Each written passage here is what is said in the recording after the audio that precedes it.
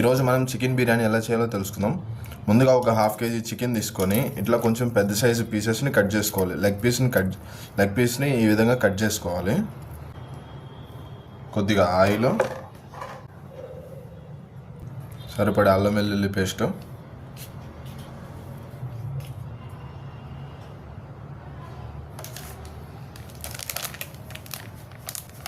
కొద్దిగా కారం,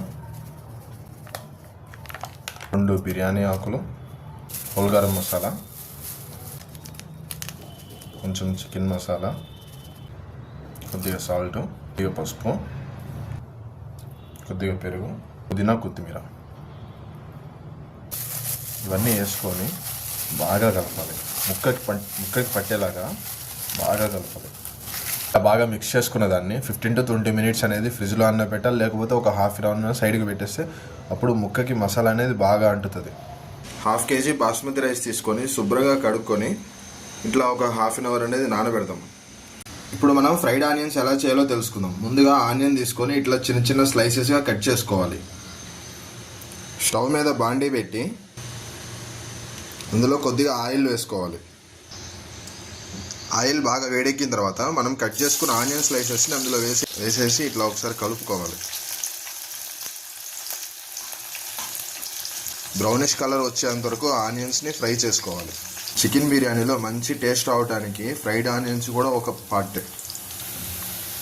ఆనియన్స్ పూర్తిగా రెడ్ వచ్చేంత వరకు ఉంచొద్దు. కొంచెం లైట్గా రెడ్డిష్ కలర్ రాగానే కొద్దిసేపు ఉంచి తీసేయాలి. ఎందుకంటే తర్వాత తీసేస్తే మొత్తం మాడిపోతుంది.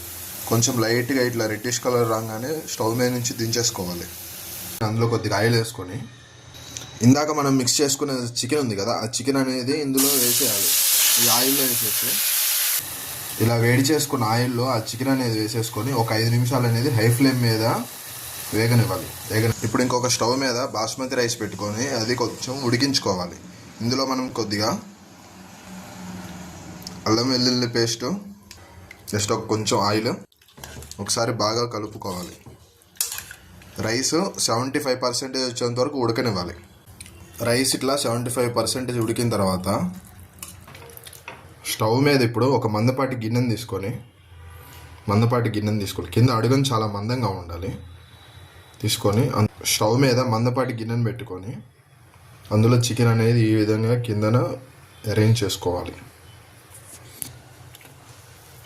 స్టవ్ మీద మందపాటి గిన్నెని పెట్టుకొని అందులో ఇందాక మనం మొత్తం మిక్స్ చేసుకున్న చికెన్ ఉంది కదా, ఆ చికెన్ ఈ విధంగా కింద సెట్ చేసుకోవాలి.